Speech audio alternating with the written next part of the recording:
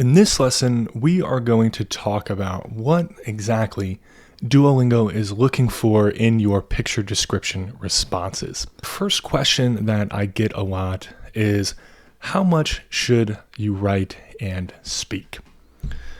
For write about the photo, you want to write at least 2 sentences, but more is better. So I see many students who write just 1 sentence. That really is not going to be enough to make sure that you can get a good score. You need to write at least 2 sentences, but again, the more you can write, the better. And for speak about the photo, it's as simple as this. You want to speak for all 90 seconds. So on the DET, you do not gain any points by going faster. There is no reason to not use all of the time available to you for every question, including for speak about the photo. So by speaking for all 90 seconds, you are going to force yourself to describe the image in great detail, use a lot of different vocabulary, and that's going to help you to get a great score. The next question that I get a lot is there a right or wrong answer? No. Duolingo is not looking for you to describe specific aspects of the image or use specific words. As long as your description is relevant to the image and is describing things that are actually in the image, then you can get full points for your response. They are not expecting you to describe specific things. The next question is, what makes a response good? The aspect to focus on when you are thinking about improving a response is detail. Detail is what separates a high-scoring response from a low-scoring response. So why is detail important? Advanced vocabulary is vocabulary that describes the image in more detail. So the more advanced vocabulary you can use in your response, the higher your score is going to be. And the way to use more advanced vocabulary when describing images is to describe images in greater detail. So here's how to think about picture description to help you understand this concept of detail. So imagine that you are given a picture, and your friend is sitting across the room and cannot see the picture that you are holding. Okay? And it's your job to describe the picture so that your friend can try to draw it. All right? So that's this hypothetical scenario. So here is the image that you have to describe. And let's say you start by going, okay, there is a car, right? Well, your friend would say, okay, but what kind of car? Oh, it's a small car. Okay, what color? Blue. Dark blue? Light blue? Light blue. Your friend would ask, where is it? On a street.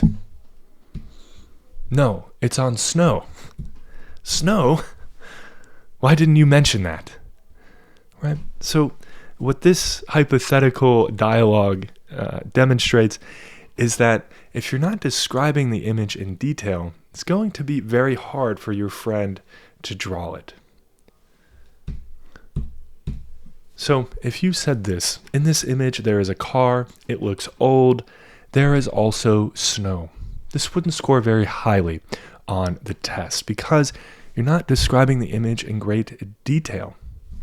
However, this image would score very highly. In this image, there is a small light blue car that looks old. It is not on the street, but rather on snow. In the background are snowy hills and mountains. The car has red inner tubes in a rack on the top. So you can see that this second response was much more detailed and therefore contained a lot more advanced vocabulary. That's why it would score so much higher. So this is often what I see students do on the test. The magnificent man is wearing a wondrous t-shirt. This is not the proper use of advanced vocabulary. What the student is doing is just trying to throw in some advanced words that they memorized in the hopes of getting a higher score. This isn't going to work, and actually it could easily lose them points if they misuse this advanced vocabulary. The reason why this isn't going to gain them points is it doesn't describe the image in more detail. So this man is not magnificent, he is an ordinary man. And he's not wearing a wondrous t-shirt. His t-shirt is ordinary. Right? So although this vocabulary, magnificent and wondrous, is advanced, it doesn't describe the image in more detail, and therefore it's not going to gain you points on the test. However, this sentence would gain points on the test. The young man is wearing a striped t-shirt. The reason is that this vocabulary is specific to the image. It describes the image in more accurate detail.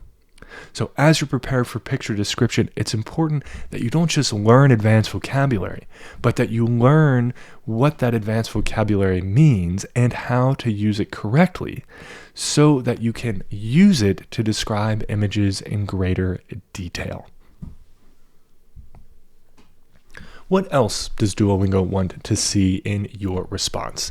Something I haven't mentioned yet is advanced grammatical structures. So in addition to advanced vocabulary, Duolingo also wants to see that you can use advanced grammatical structures.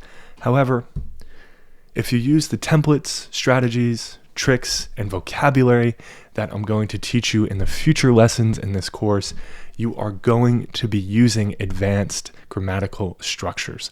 So you don't need to worry about memorizing or going out of your way to learn a bunch of advanced grammatical structures. You're going to have plenty as you go through the course. Okay, that's all. I'll see you in the next lesson.